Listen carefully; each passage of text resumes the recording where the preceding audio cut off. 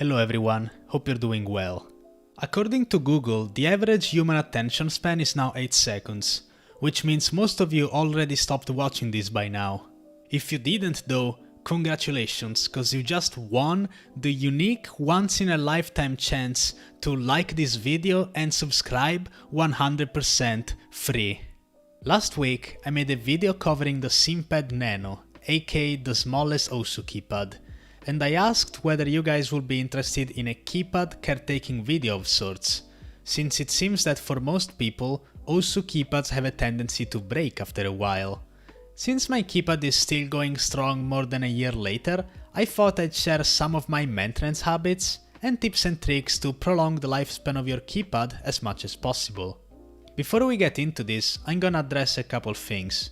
First of all, this is not an official Keypad tutorial approved by the creators or anything. This is just me sharing what I personally like to do, so take everything I say with a grain of salt. Some things are obviously gonna be specific to the Keypad cause that's what I use, but some of these tips can easily be applied to any keypad, so even if you don't own a Keypad, this video could still be useful for you. Last but not least, I've received a ton of messages telling me, "Oh Spaza, why would I buy this on Momokai when I can get a keypad on AliExpress or X website for a lot cheaper?" Well, first of all, the money you save is probably gonna be spent on shipping anyway, and it's gonna take forever to arrive, but more importantly, if your keypad comes in and for some reason it doesn't work, with Momokai you have a warranty. You can contact the Momokai support through their Discord server, and if they can't fix your problem, they'll just straight up send you a replacement PCB or keypad altogether. To me, having the convenience of that is definitely worth every penny compared to saving a couple bucks, but have no backup plan in case anything goes wrong. And look, if you wanna save a couple bucks, just use code SPAZA at checkout, it's honestly that simple. Okay, I'm sorry. With that out of the way, let's get into how exactly keypads break in the first place. A keypad is nothing more than a very small PCB with two hot swappable sockets. In the case of Keypad, but really most keypads and keyboards out there, you're gonna get Kale hot swappable sockets. These are readily available and widely used, but they do have their limitations. For one, they're definitely less durable compared to soldering the switch directly on the PCB. Kale hot swap sockets are rated for 100 cycles, meaning you can supposedly swap switches 100 times before they break. Obviously, no reasonable human being is ever gonna swap their switches 100 times, I hope. But still, in order to prolong the lifespan of your sockets, you ideally wanna try and limit the amount of times you swap your switches out.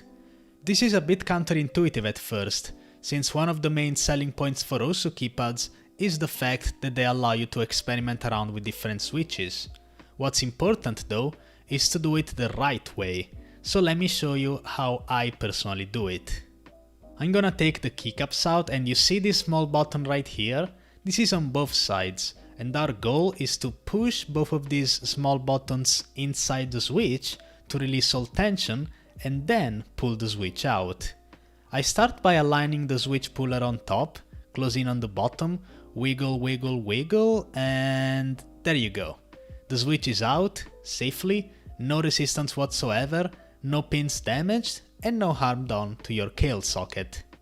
In the case of this Gateron Ink Black, you can see I haven't actually pushed the bottom in properly, so even though I'm wiggling, the switch won't come out. Now, am I gonna brute force my way through the switch? Of course not. I'm simply gonna stop, take the puller away, and do it again until I can safely take the switch out with no resistance coming from anywhere.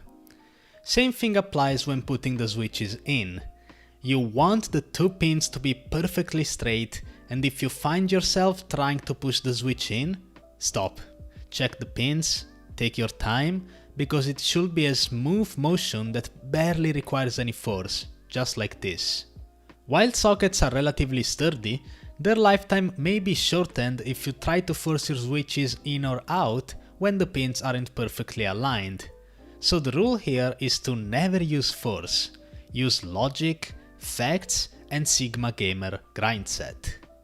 By doing this alone, you'll already do a massive service to your Kale sockets, keeping them nice and healthy, But we also gotta keep them clean, since your second biggest enemy is gonna be dust.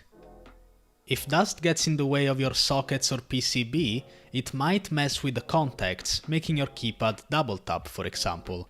Keep in mind I intentionally didn't clean my keypad for more than a month, just so I could demonstrate how to do it.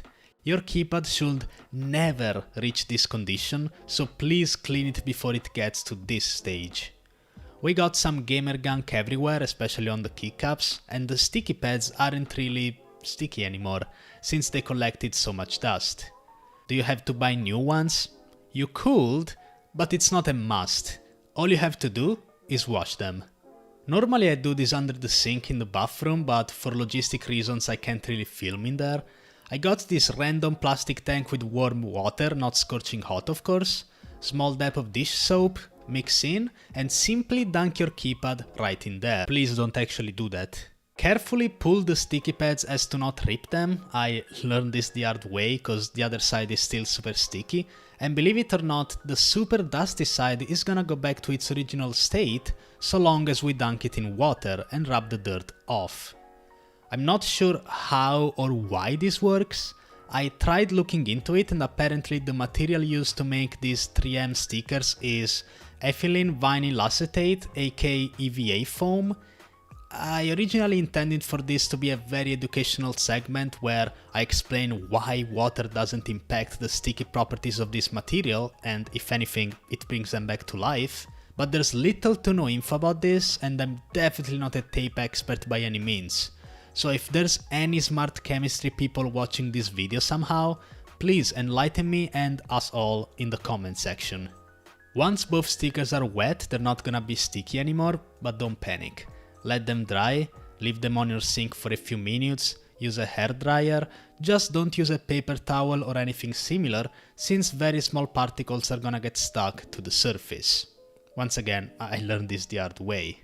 Just like magic, the stickers are now sticky again, so I apply them to my keypad and look, no pressure whatsoever and the keypad is already stuck to my desk. And if I push down, it essentially becomes an unmovable object. As for the keycaps, it's basically the same process. PBT plastic, rough texture, so just dunk them in soap water, rub the gunk off, dry them well and there you go, all clean again. For the top layer of aluminum finish, there's different ways to go about it.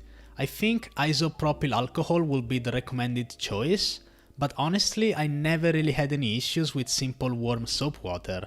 Be very careful though, you don't want water to get in contact with the PCB for obvious reasons. I'll wipe it off using a towel and bam, all clean again. Now, let's say that you got something very specific going.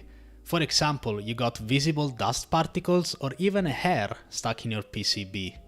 You can try using compressed air to get everything out, but if you can't, the only thing you can do is disassemble the keypad. As far as I know, disassembling voids your warranty, so keep it as last resort.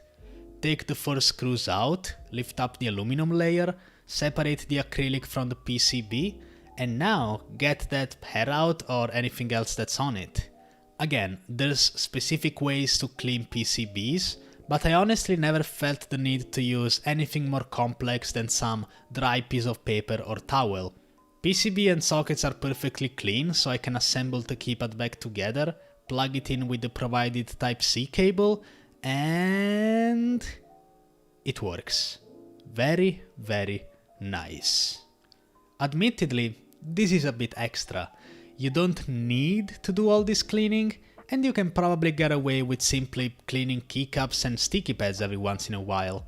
Personally, I do this every 2 or 3 weeks, but that's gonna be highly dependent on how much you play, how hard you tap, and how dusty your room is. Keep in mind there's a lot of variables here. Sometimes the problem may not even be the keypad itself, it may be the switches, even the cable. So before assuming the worst, try checking absolutely everything, and in the case of SimPad, contact Momokai support, because it's their job to help you out. Before I end this video, I want to address a couple more things. Many people have complained about the quality of the provided USB Type-C cable. Some said it broke pretty much instantly, And honestly, while it's not fancy or anything, I've been using mine for a very long time and it's still completely fine, so I don't know what could be the cause of that. If it can be of any help, my cable isn't tense or anything, and I rarely disconnect my keypad cause to me, it's part of my setup just like my keyboard, and there's no real reason to unplug it too often. I also want to squash a conspiracy theory cause I can totally understand some people may assume that since I'm the content creator I get the better keypad or badge, but in reality, back when I got this I did it on my own accord, using my own money, and I waited for shipping just like everyone else. I take very good care of things personally, but at the same time I understand factory defects do exist, and sometimes you just get a bad keypad. I'm not the one to make that call though. You should always get in touch with the company that sold you the keypad, but with my instructions you should definitely be able to make any keypad last a lot longer. I hope you guys enjoyed this video. If you did, don't forget to leave a like, subscribe, and if you want to get my same keypad, you can do it on momokai.com and use code SPAZA at checkout for 10% off. Keep the dust away, clean up after yourself, and I'll see you all in my next video. Have a good one, guys.